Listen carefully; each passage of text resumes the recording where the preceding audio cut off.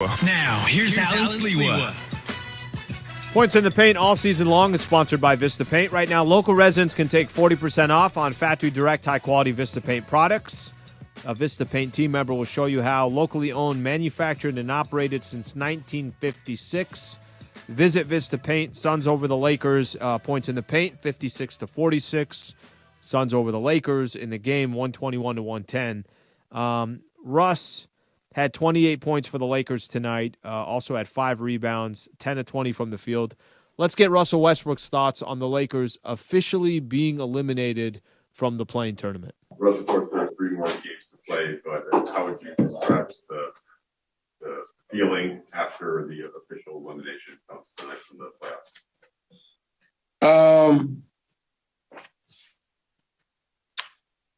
I don't know. I mean, it's obviously disappointing on many levels, but ain't much you can do about it at this point.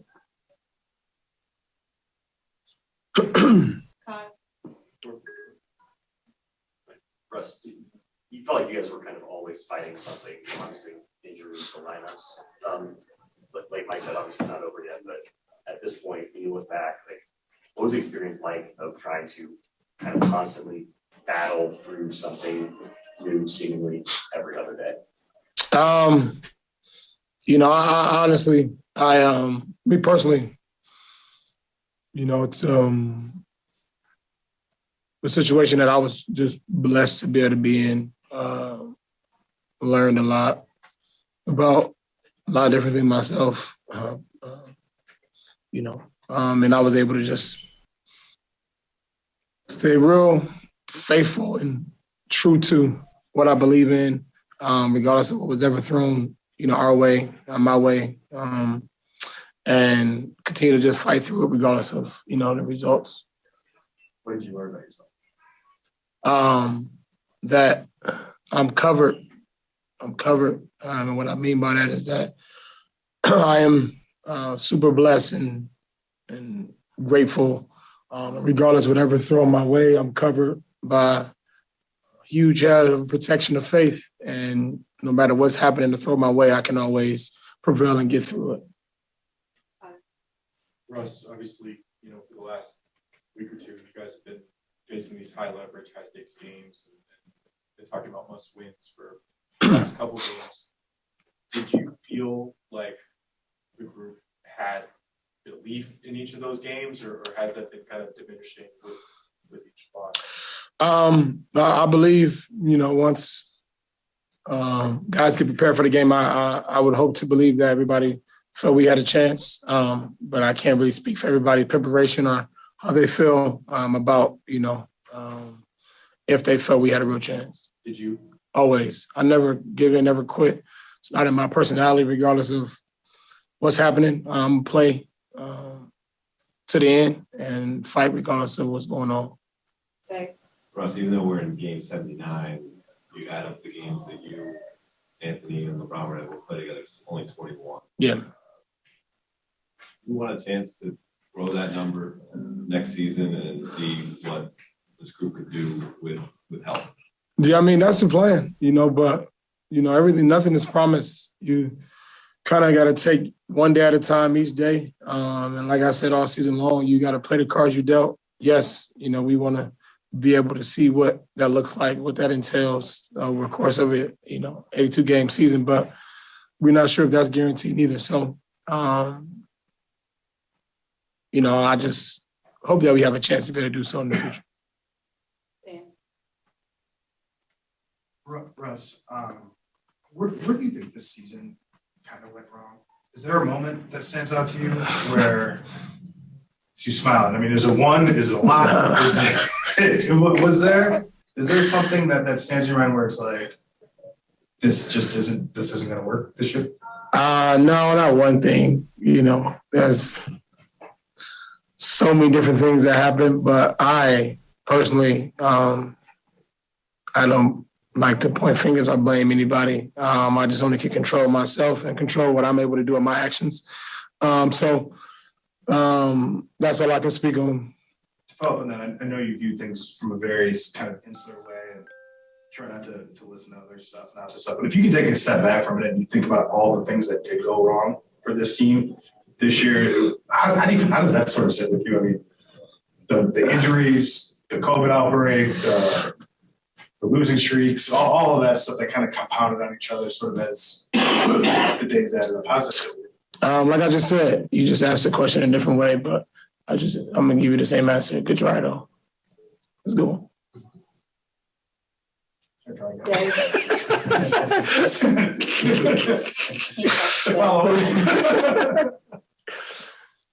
With these 3 remaining games, Russ, what's your personal plan? And I don't know, I guess most of the teams that are on your career made the playoffs, but what's it like making a march like that when there's no to play for? No, it's different, at least it was for me, and I haven't even thought that far ahead yet, but I'll think about it and figure out what the plan is moving forward. All right, that's Russell Westbrook right there. When we come back, some more of your phone calls. Plus, we'll get a chance to hear from Carmelo Anthony. Also, would like to hear from Anthony Davis. So we'll do all that coming up next. Stay right here. Pizza Hut Lakers postgame show on 710 ESPN.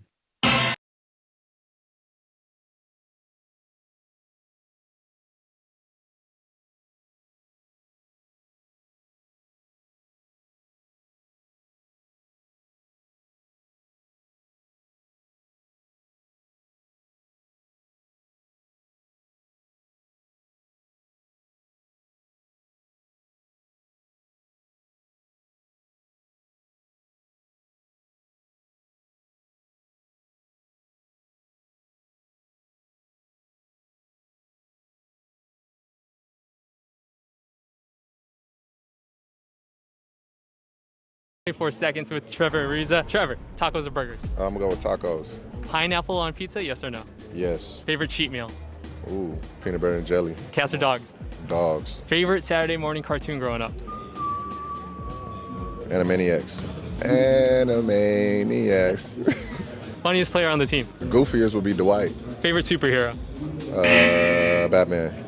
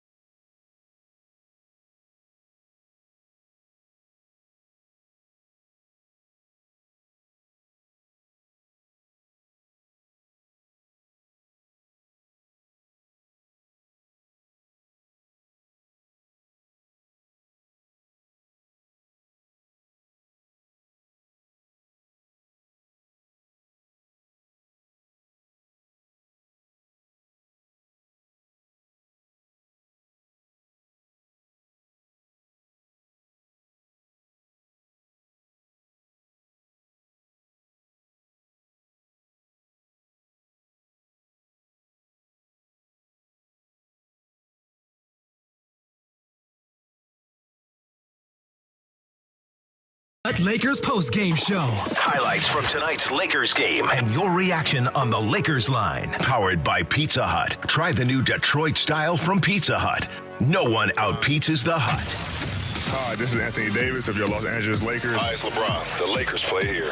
It's time for Lakers postgame with Sliwa. Now, here's Alan Sliwa. All right, officially only 3 more games for the Lakers after this. They got the Golden State Warriors coming up on Thursday. Oklahoma City Thunder, final home game at Crypto.com Arena on Friday, and then the Lakers will cap off the season on Sunday in Denver. Who would have thought that April 10th would be the final game that the Lakers play this year Unfortunately, that is the case this season. I want to take some of your guys' calls, and we'll also get a chance to hear a couple clips from Carmelo Anthony, have an opportunity to hear from Anthony Davis. Let's go to Lance in Torrance. Lance, what's going on, man? Thank you for calling in. Hi, Alan. I just want to say is I hate the fact that Frank Vogel's not take the fall for this. You know, I'm sure there's plenty of blame to go around. Unfortunately, everyone's saying, "Oh, it's running back." You really can't run it back. You know, the fans won't even allow that. I mean, your only tradable asset right now really is Anthony Davis. You can't even. It's going to be hard to even dump Russ. I mean, unless you trade AD, you unfortunately you will have to run it back. But AD should be their first option to build their future, and of course, moving some of the other guys. I don't know your thoughts on that. And I appreciate you calling in, Lance. I think if you saw the same team back, at least it's LeBron, Anthony Davis, and Russell Westbrook to start off next year, I don't think that would be something, in my personal opinion, by design. That something must have happened where you weren't able to shop Russell Westbrook. And listen, it's clear. There's no need to – obviously the fit of Russell Westbrook on this Laker team has been a bad fit. And the – thought process of thinking LeBron, Anthony Davis, and Russ, hey, let's just try it again. That doesn't sound like that would be obviously a good strategy. On top of that, I think when you mention that, I think the one thing that sticks out to me is you just weren't able to shop him in the offseason. No team wanted to take him, or maybe everybody, the value that you'd have to give back, draft compensation and everything else, it'd have to be something along those lines. To me, it'd be the only reason why they would try it all over again. Let's go to Solomon in Lake Balboa. Solomon, what's going on? Hey, Alan, I'm good. You know, you mentioned about some Lakers fans being happy that the season is over. Count me in. Thank God. Put it to rest. I'm glad it's over, to be honest. Looking forward, I don't know if I've mentioned to you this before, and I apologize if I have. 3 things the Lakers have to really take a hard look at. Number one, if you think you're going to put this team on the back of a 38-year-old LeBron James next season, you're kidding yourself. You have a center, your second superstar, who's going to be available about 60% of the time. And the third, and to me the most important, get your chain of command together. I am sick and tired of this.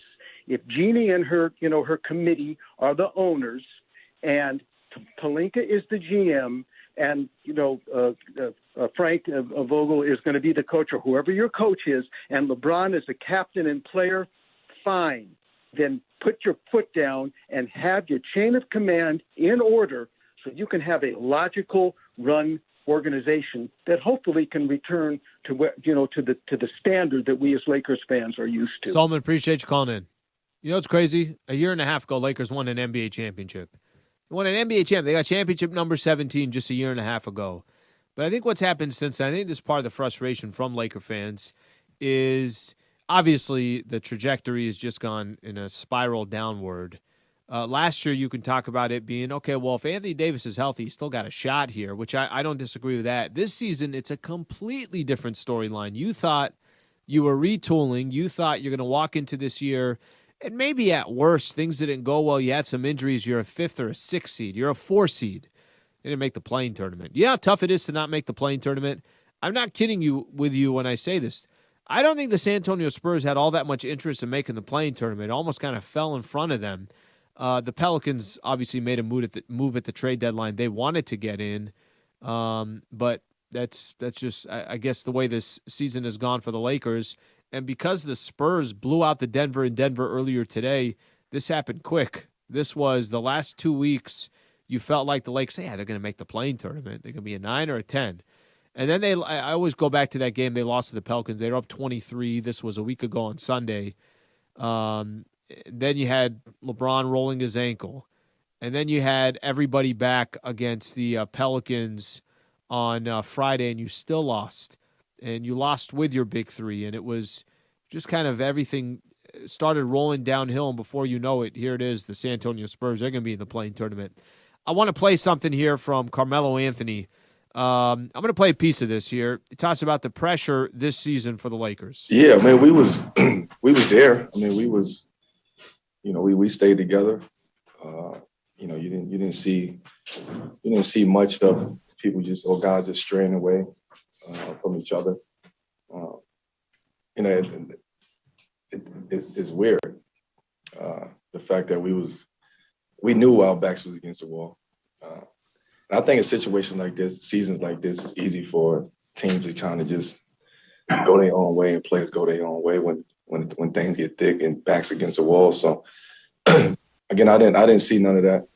I didn't experience none of that in the locker room, in practice, on the bus, on the plane, none of that. Guys were still, locked in and understanding what was at stake. Now the wins didn't amount to, it didn't add up to how we was feeling and what we knew. So then again, we didn't get it done, man. It's just not. That's all I can say. We didn't get it done. All right, that's Carmelo Anthony right there. I thought there was. Yeah, I think it's interesting when Carmelo was one of the few players I thought this season where you're like, oh, hey, Carmelo actually played better than I thought he was going to be coming in.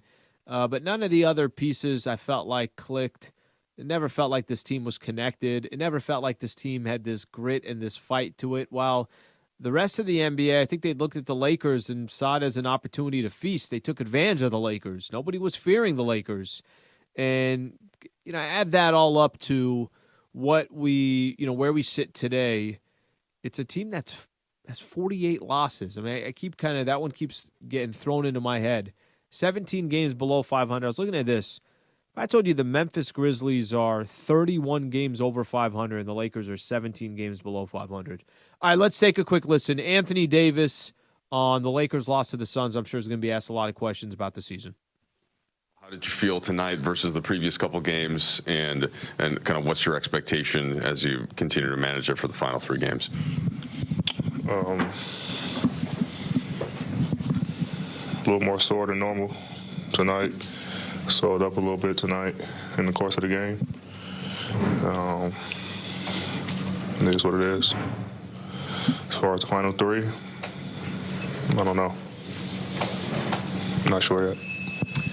Depending on those games, right, you'll finish somewhere around 40 games played. And we've been over this at times throughout the season, the disappointment of not being out there for your teammates, AD. But how much does that factor in when you just think about this whole season and the disappointment now of officially being out of the play-ins?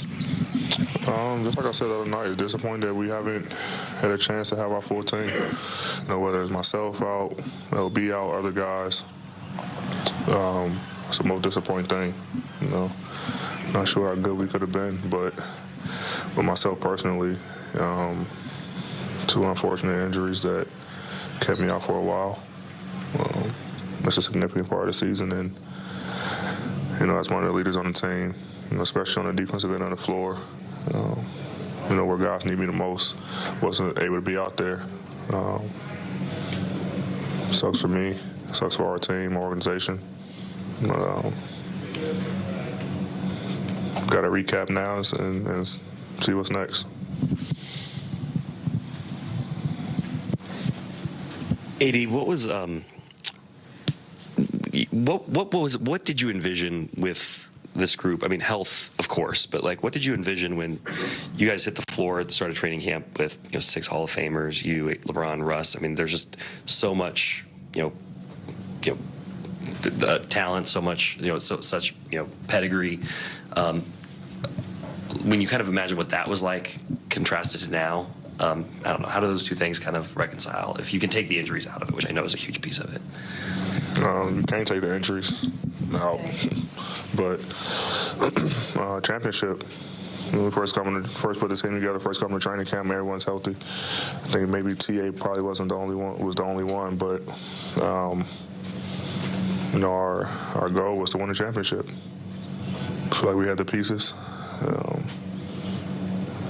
but injuries, got in the way of that, and that was the difference in our season. I think even though we lost games where all of us was on the floor, me, Bron, Russ, I think we were 3 great players, but we would have, figured it out. If we lost more minutes together, but we weren't able to do that, which makes it tough, to be able to compete for a championship when your 3 best players haven't logged enough minutes together. So it's unfortunate, but like I said, we gotta recap and figure out what rest of the season looks like, and then what the summer going to next year look like. The terminology we hear from Rob when we talk about this franchise is that both you and LeBron are stakeholders alongside him when it comes to personnel moves. And the reporting that we've heard is that you and LeBron were also involved in the construction of this team. And the team injuries took the chance for us to see what it would look like. So, because you had faith in putting it together in the first place, do you want to see it play out further? And is there any wisdom in staying kind of with the core that's in place and trying to buy some patience and hope for health? A lot of our guys, I think besides maybe 4 or 5, are on one-year deals. So that's a personal choice for those guys. Like I said, when we put this team together, we had championship aspirations, and once again, injuries got in the way of that. But I think you would love to see, I think the world would love to see, we would love to see what this team could be if we were healthy for the full 82. Now, if that repeats next year, we had the same team, who knows? Like I said, we got to recap this season, what worked, what didn't work, and go from there, But I truly think that we could have done something special. Brian and myself, mainly me, were healthy for the entire season.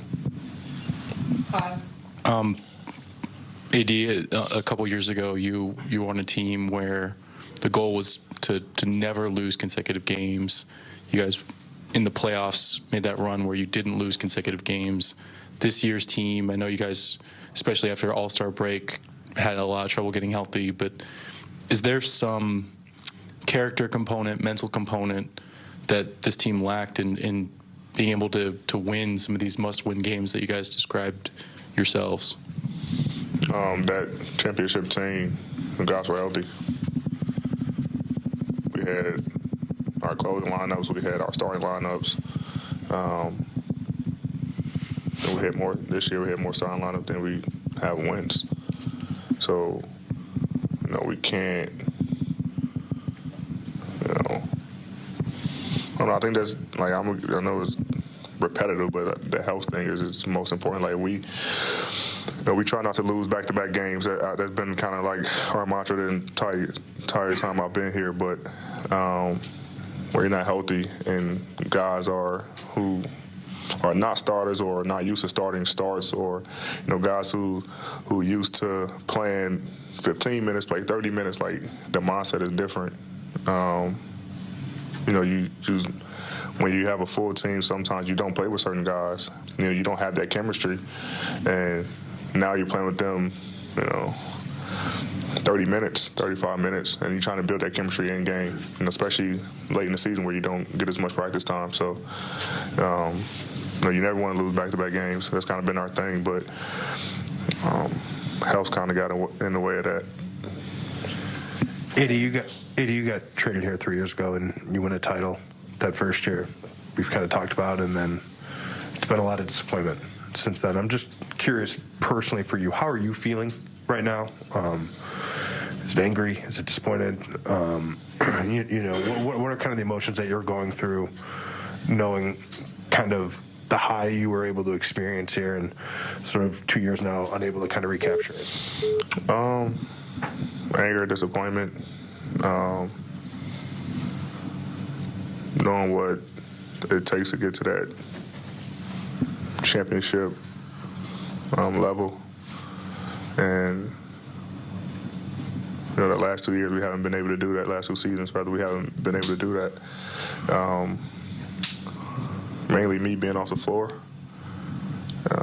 So before I never point the finger at anybody, but I always, look at myself and what can I have done to help the team, So, when this season's all over, I reevaluate myself every season, even after we won, and just see what I can do to help the team championship year to repeat, and then the years that, like last year, to get back to that level. But, haven't had a time to really process it all, to be honest.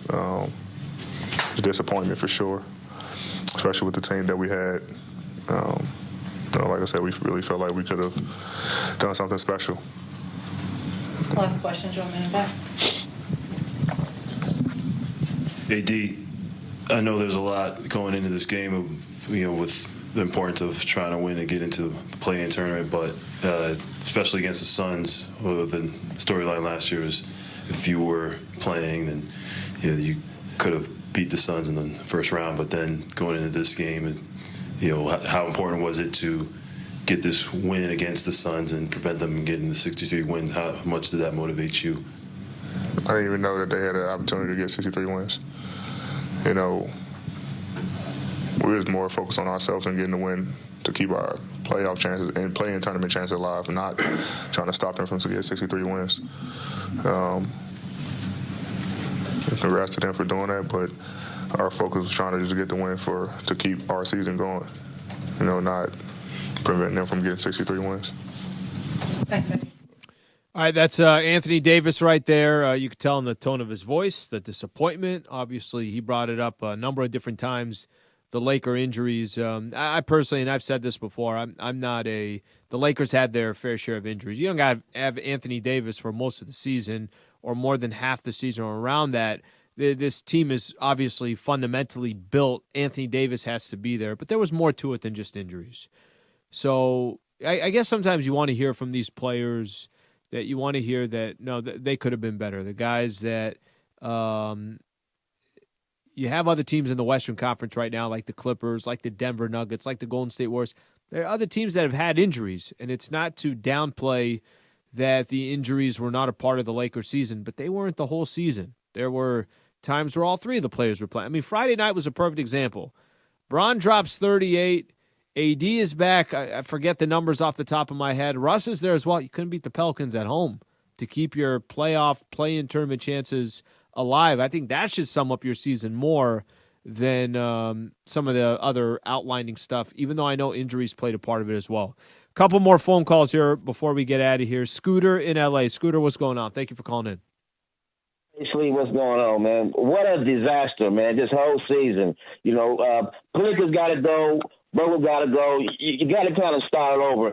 And to throw salt in the wound, man, we wouldn't even get a pick. We traded away our lottery pick, maybe for Davis, but, it just – you never thought, man, that this would happen to the Lakers, in a LeBron area. But anyway, I think the Lakers, if LeBron's healthy, let him play, man. Let him try to get the scoring title. Let him be like Kobe did with his retirement game. Just let him go get 50 shots. At least get a scoring championship out of this season. What a total disaster, man. Thank you for calling, Scooter. By the way, I think if he can play, he will. And part of it, obviously, to go try and chase that scoring title. And I'm sure there's probably some Laker fans out there saying, yeah, go get it. And other Laker fans saying, well, who the hell cares? But I think if he could go, what do they got? If he doesn't play Thursday, maybe go Friday, Sunday, something like that. He's got to play 2 more games, and obviously he's got to put up points. I think Embiid tonight had 45, something along those lines. Okay, Jerry in Pasadena. Jerry, what's going on? You still there, Jerry? Bad luck. Yeah, go ahead, bud. And they had a lot of bad luck with these injuries this year, and everybody's trying to make excuses, all the negativity that flows around the big three. But, my gut feeling is if these guys were on the floor together, we wouldn't be talking about missing the playoffs. So if they didn't play together. Here's the only problem, Jerry, and I appreciate you calling in. You're not wrong on that, but you're also 17 games below 500. So it's not like the Lakers. Let me use as an example. Lakers have had their fair share of injuries. Clippers are 39-40. Lakers couldn't have played 500 basketball with Russ. They've had basically 2 of the 3 in almost every game. I know there's some outliers there, but in almost every game, 2 of the 3. Can you play 500 basketball? That probably tells more of a story of what the rest of the roster was and the lack of cohesion, like I mentioned Okay, one more quick one here. Joseph calling all the way out from the Philippines. Joseph, appreciate you calling in. What's going on? Just want to ask you a question, Alan Sliwa. Yes, sir. Last year, we acquired Russell Westbrook and we had to sacrifice a lot of stuff. Mm-hmm. Now that the Lakers are eliminated from playoff contention, why do you think that the Russell Westbrook trade was a failure, and explain why, Alan Sliwa? Appreciate you for taking my question. Thank you so much. Thank you, man. Okay, so listen, the failure part, this is what you got to ask yourself with this Lakers team. I think it's the worst season in Lakers history when you had this high of expectations. You know, we go look back, look at when Karl Malone and Kobe and Shaq and Gary Payton all played together. They got to the finals and lost. The finals. Or how about go look at the 2012, I think 2013 season with Dwight Howard and Steve Nash and Pau Gasol and Kobe Bryant. They obviously got eliminated. They got swept in the first round by the Spurs. I think they were 8 games over 500. The second half of the season, they were really good. This team is 17 games below 500. You can't put it all on one player. Of course you can't. But the Russ deal just never came to fruition. The reason why I thought Russ would be okay with the Lakers is because I thought, hey, Russ and AD can carry the load for most of the regular season. Let Bron, let him save Bron for the playoffs and kind of that last push. It was opposite. Bron had to give the Lakers everything he had all regular season. AD was the one that wasn't available. And Russ was there all the time, but didn't have an impact where you felt, hey, this dude's got to be on the floor. Russ was, a lot of times, I thought, a liability on offense. Too many turnovers. He has played better these last couple of weeks, but you're still stacking L's up even when he's individually playing better. Okay, we're going to come to a wrap here. I appreciate everybody being a part of the show. Lakers lose to the Suns. They lose 121-110. And they're mathematically eliminated from making the play-in tournament. So final game we got coming up is going to be this Sunday. Thank you to everybody that called in, everybody that's watching on all our social platforms.